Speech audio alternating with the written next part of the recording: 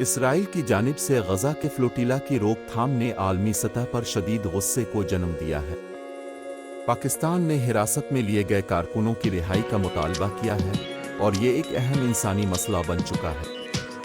جمعرات کے روز پاکستان اور دیگر ممالک نے اسرائیل کے خوفناک حملے کی مذمت کی جب اس کی افواج نے غزہ کا محاصرہ توڑنے کی کوشش کرنے والے فلوٹیلا کو روکا۔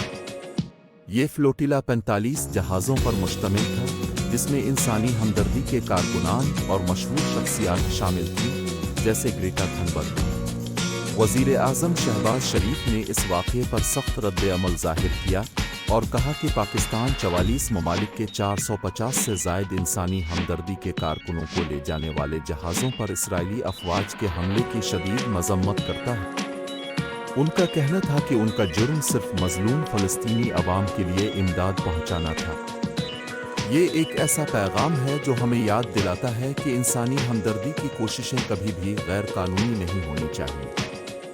فلوٹیلا کے منتظمین نے بتایا کہ اسرائیل نے اب تک غزہ جانے والی 39 کشتیوں کو روکا ہے اور صرف ایک کشتی اب بھی فلسطینیوں کی طرف جا رہی ہے۔ یہ صورتحال اس بات کی عکاسی کرتی ہے کہ اسرائیل کی جانب سے انسانی امداد کی راہ میں رکاوٹیں کھڑی کی جا رہی ہیں، جبکہ اقوام متحدہ نے قحط کی صورتحال کی نشاندہی کی۔ ملائیشیا، ترکی اور جنوبی افریقہ جیسے ممالک نے بھی اس واقعے کی مذمت کی ہے۔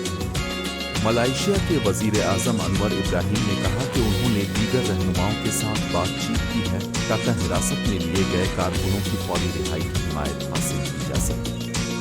ترکی نے بھی اس معاملے کی تحقیقات شروع کر دی ہے۔ اسرائیلی فوجیوں کی جانب سے فلوٹیلا کے مسافروں پر حملہ کرنے کی ویڈیوز نے دنیا بھر میں غم و غصے کی لہر دوڑا دی۔ یہ ایک ایسا لمحہ ہے جب ہمیں سوچنے کی ضرورت ہے کہ انسانی حقوق کی پاسداری کتنی اہم ہے۔ فلسطینی وزارت خارجہ نے اس واقعے کو بین الاقوامی قوانین کی خلاف ورزی قرار دیا ہے اور اس بات پر زور دیا ہے کہ اسرائیل کے پاس فلسطینی پانیوں پر کوئی اختیار نہیں۔ اس واقعے کے بعد اٹلی اور کولمبیا میں احتجاجی مظاہرے شروع ہو چکے ہیں اور دیگر ممالک میں بھی مظاہروں کی کال دی گئی ہے۔ یہ سب اس بات کا ثبوت ہے کہ عالمی برادری اس مسئلے پر خاموش نہیں رہ سکتی۔ اسرائیل کی جانب سے فلوٹیلا کو روکنے کے بعد یہ ضروری ہے کہ ہم انسانی ہمدردی کی کوششوں کی حمایت کریں اور ان لوگوں کے حق میں آواز اٹھائیں جو اپنی جانوں کو خطرے میں ڈال کر مدد فراہم کرنے کی کوشش کر رہے ہیں۔ یہ ایک لمحہ ہے جب ہمیں اپنی آواز بلند کرنی چاہیے اور یہ یقینی بنانا چاہیے کہ انسانی امداد کی راہ میں کوئی رکاوٹ نہ آئے۔ امن اور انصاف کی خاطر ہمیں مل کر کام کرنا ہوگا تاکہ ضرورت مندوں تک امداد پہنچ سکے۔